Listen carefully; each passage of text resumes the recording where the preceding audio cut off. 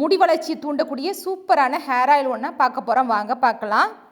இந்த hair oil வந்து உங்களுக்கு வந்து முடி உதிர்வையும் தடுக்கும், அதுக்கப்புறம் முடி நல்லா கருமையாக இருக்கும், இளநரை, அப்புறம் நமக்கு நரைக்க ஆரம்பிக்குதுல்ல, அதோட டைம் வந்து தள்ளி போடும். உங்களுக்கு கொஞ்சம் லேட்டாக தான் உங்களுக்கு வந்து நரைக்க ஆரம்பிக்கும். இந்த எண்ணெய் தடவும் போது உங்களுக்கு வந்து நரைமுடி வந்து ரொம்ப சீக்கிரத்தில் வராமல் அது தடுக்க முடியும் உங்களால். அதுக்கு தேவையான பொருட்கள் வந்து நான் செம்பருத்தி இலை, செம்பருத்தி பூ, கருஞ்சீரகம், மருதணி இலை, கருவேப்பிலை, வெந்தயம், அப்புறம் வெட்டிவேர், இது எல்லாமே எடுத்து வச்சுருக்கேன். இது எல்லாம் நான் வந்து ப்ளெயினாக போடாமல் இதை வந்து எல்லாத்தையும் நல்லா சுத்தம் பண்ணி க்ளீன் பண்ணி எடுத்து வச்சுருக்கேன்.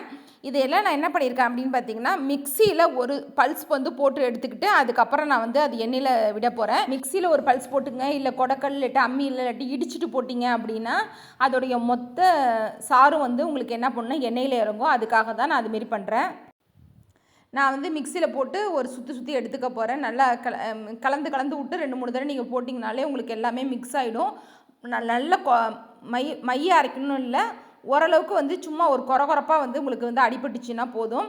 அப்போ வந்து உங்களுக்கு எண்ணெயில் நல்லா வந்து அதோடைய ஃபுல் பெனிஃபிட்ஸும் வந்து உங்களுக்கு கிடைக்கும். உங்களுக்கு இதை வந்து நான் இப்போ மிக்சியில் கொரகொரப்பாக வந்து போட்டு அடித்து எடுத்துக்க போகிறேன்.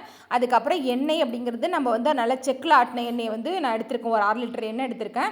செக்கில் ஆட்டின 6 லிட்டர் தேங்காய் எண்ணெயை தான் அதில் சேர்த்துக்க போகிறேன். அதுவும் இரும்பு எண்ணெய் சட்டியை பயன்படுத்துங்க. அப்போ எண்ணெய் வந்து உங்களுக்கு வந்து நல்ல அதோடய சத்துக்கள் வந்து முழுமையாக அதில் அடங்கிடும். அதனால் இரும்பு எண்ணெய் சட்டியை தான் கண்டிப்பாக பயன்படுத்தணும் நீங்கள். இப்போ நான் வந்து மிக்சியில் போட்டு நல்லா கொரகொரப்பாக ஒரு அடிச்சு எடுத்துருக்கேன்னா அதை வந்து இப்போ எண்ணெயில் சேர்க்குறேன்.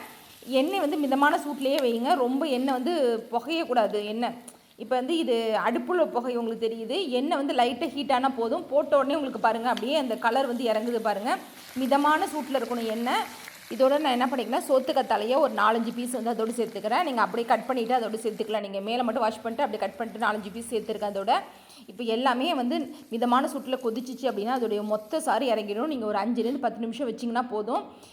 அதுக்கப்புறம் நீங்கள் அந்த எண்ணெய் சட்டியிலோட சூட்லேயே வந்து அது ஃபுல்லாகவே அதோட சாரெலாம் இறங்கிடும். இப்போ பார்த்தீங்கன்னா உங்களுக்கு தெரியும், மருதணியோட செம்பருத்தி பூ, கருவேப்பிலை, இதோட சாரெல்லாம் இறங்கி இது கலர் எப்படி பார்த்திங்கன்னா ரெட்டிஷாக இருக்குது. அடுத்தது வேம்பாலம் பட்டையம் அப்படிங்கிறது நாட்டு மருந்து கடையில் கிடைக்கும், அதையும் அதோடு சேர்த்துக்குங்க.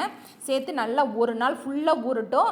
ஒரு நாள் ஃபுல்லாக ஊறணுன்னா மறுநாள் வந்து அது எண்ணெய் சட்டிலே இருக்கட்டும். அதுக்கப்புறம் நீங்கள் ஃபில்டர் பண்ணி நல்ல ஒரு கண்ணாடி பாட்டில் எடுத்து வச்சுக்கோங்க. டெய்லியுமே இந்த எண்ணெயை நீங்கள் வந்து தலையில் வந்து தடவிக்கலாம். தலை குளிக்கிற அன்றைக்கி நீங்கள் அப்ளை பண்ணிவிட்டு நல்லா சலிக்க அப்ளை பண்ணிவிட்டு அதுக்கப்புறம் ஊற வச்சுட்டு நீங்கள் வந்து தலையும் குளிக்கலாம். முடி வந்து நல்லா கருமையாக ஆகிடும். உங்களுக்கு சீக்கிரம் நரைமுடி வந்து வராமையும் தடுக்க முடியும் உங்களால். கண்டிப்பாக ட்ரை பண்ணிவிட்டு ஃபீட்பேக் கொடுங்க. லைக் பண்ணுங்கள், ஷேர் பண்ணுங்கள், தொடர்ந்து சப்போர்ட் பண்ணுங்கள். கண்டிப்பாக சப்ஸ்கிரைப் பண்ணிக்கிங்க. தேங்க்யூ.